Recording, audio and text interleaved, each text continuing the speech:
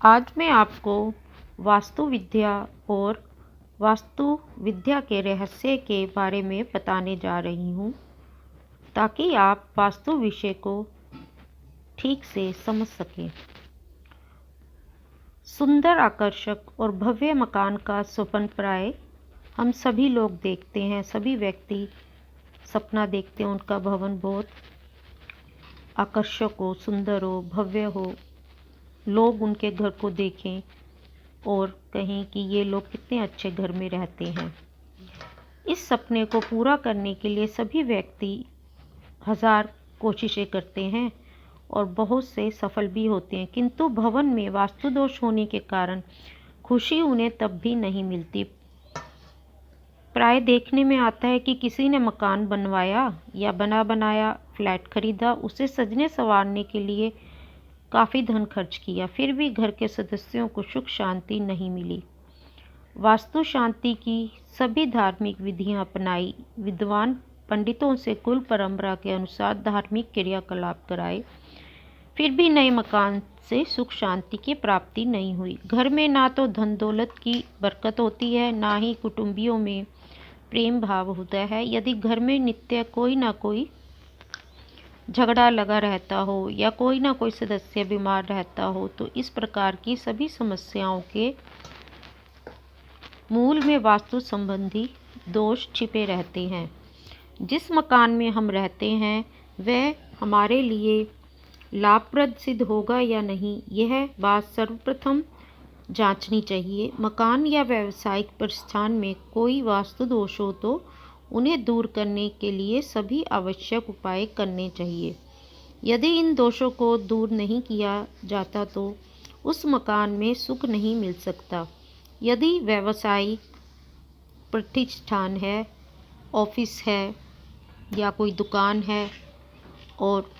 उसमें जब से कामकाज शुरू हुआ है आर्थिक हानि होने लगती है, जमा पैसा भी जा रहा है, आता हुआ पैसा भी जा रहा है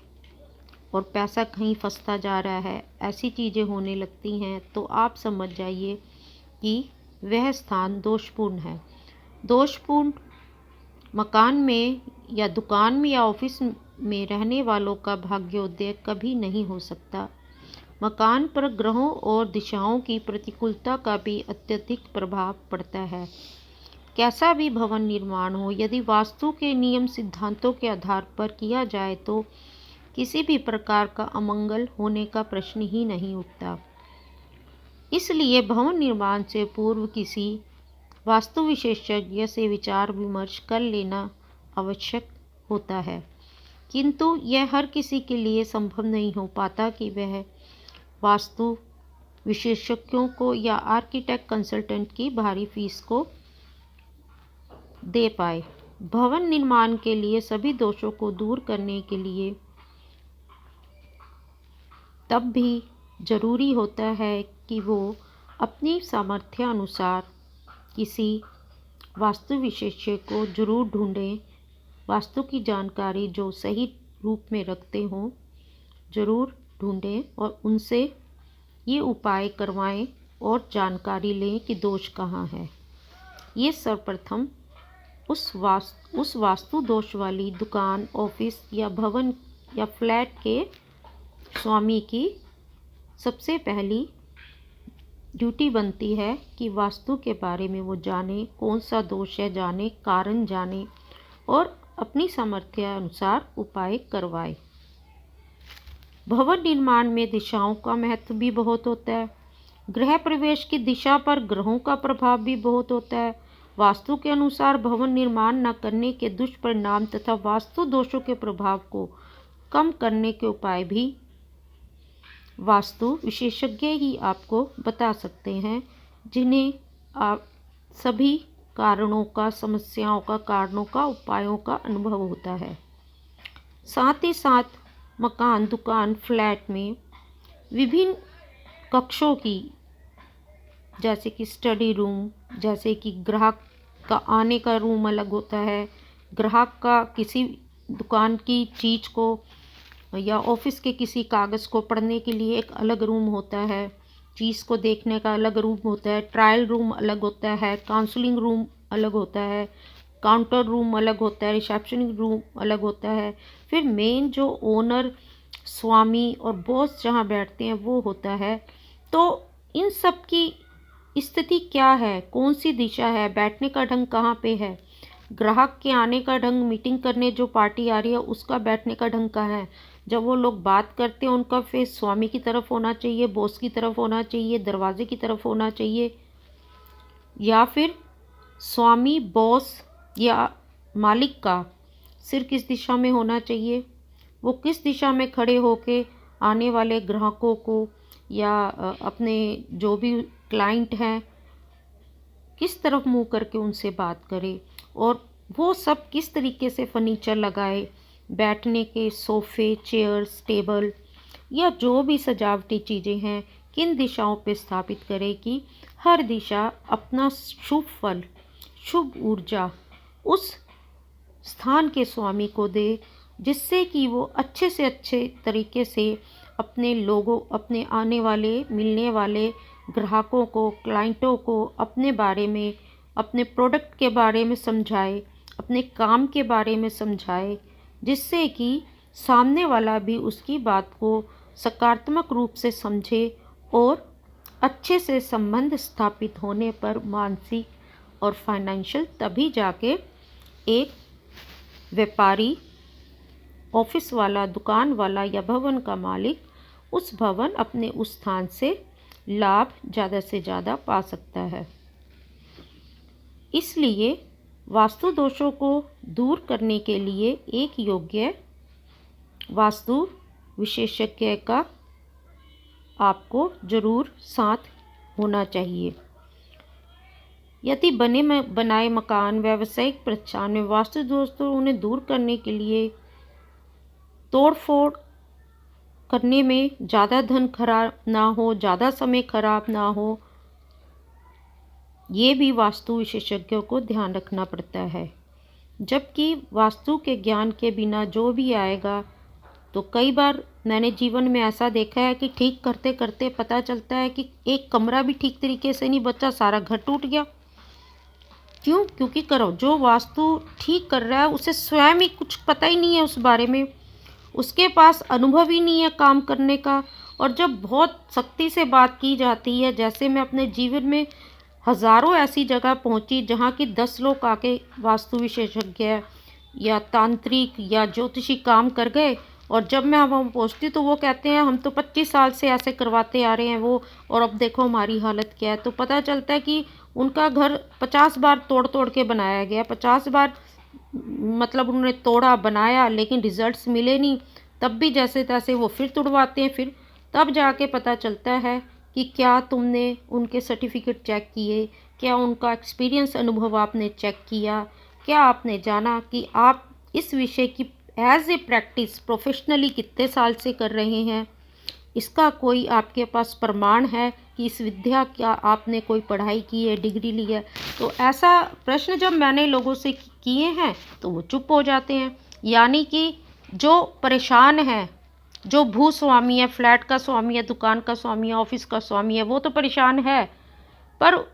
दुख के मारे, कष्ट के मारे वो जो वास्तु दोष वाला जिस टुकड़े में वो रहते हैं ज़मीन के, जहाँ वो ऑफिस चला रहे हैं, वहाँ के वास्तु दोष के स्वामी ने, क्रूर स्वामी ने उनकी बुद्धि भी इतनी बंद कर दी है कि आँखों से भी वो ठीक से नहीं दे पा रहे और बुद्धि का भी सही से प्रयोग नहीं कर पा रहे, और दबा के पैसा गलत, अनजान, अजनबी, पाखंडी लोगों पे खर्च किए जा रहे हैं। उसके बाद पर जो विशेषज्ञ होता है किसी भी विद्या का, वो आपको कुछ कहने से ही पहले आपके पास्ट के बारे में बता देगा, और आप हैरान रह जाओगे कि इसे इतना क्यों पता। क्यों? क्योंकि वो उस विषय का ज्ञानी है, चाहे वो ज्योतिष विद्या है, चाहे वो रेकी विद्या है, चाहे वो हस्त विद्या है, चाहे वो वास्तु विद्या है, चाहे लाल किताब की विद्या का। अगर वो विशेषज्ञ सही मानों में सच्चे तरीके से है,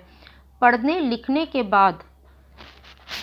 परीक्षा देने के बाद, सर्टिफिकेट प्राप्त करके और अनेकों वर्षों का अनुभव लेके अगर वो आपके सामने विशेष आएगा विशेष अपने किसी भी विद्या का विशेषज्ञ, वो आपको बोले बिना ही आपके दुख बताएगा, कब से दुखी हो वो ये भी बताएगा। तो आप समझ जाइए कि यही व्यक्ति है जिसको बिना बताए भी सब पता है, जो आपको अब पार लगा सकता है, यानी सुखों की तरफ को ले जा सकता है। तो प्रार्थना यही है कि जो भी आपका कष्ट होता है तो उस विषय के बारे में किसी विशेषज्ञ से पता करें और उससे उस विषय का, उस कष्ट का उपाय पाएं। इससे क्या होता है कि तोड़ फोड़ वास्तु दोषों में जब करवाते हैं धन की हानि और समय की हानि। तो हमारा जो रिसर्च सेंटर है, कामाख्या रिसर्च सेंटर, अभी तक मैंने हज़ारों लोगों के वास्तु दोष अगर ठीक कराए हैं, जिससे कि उनके ग्रहों का भी दोष शांत हुआ है, तो ऐसे उपाय बताए हैं कि जिसमें हमें तोड़ना फोड़ना ना पड़े। और तोड़ना फोड़ना भी पड़ता है तो 1 या 2% तोड़ना पड़ता है, जिसका पता भी नहीं चलता, जो कुछ घंटों में 2-4 घंटे में हो जाता है, क्योंकि रिजल्ट्स बहुत ज़रूरी होते हैं। जो भुक्तभोगी होता है, कष्टभोगी होता है, वो हार चुका होता है। इसलिए वास्तु से जब भी किसी का उपाय किया जाता है तो उसका रिजल्ट भी तुरंत मिलता है, जैसे ही वास्तु ठीक होता है। कईयों के घर में मैंने 3-3 घंटे में देखा है कि जो सब डूब चुका था, वो 3 घंटे में उनको एक ऐसी कॉल आई, या ऐसा कोई संबंधी आया, या ऐसा कोई मित्र या अजनबी से कोई खबर आई कि उन्होंने जो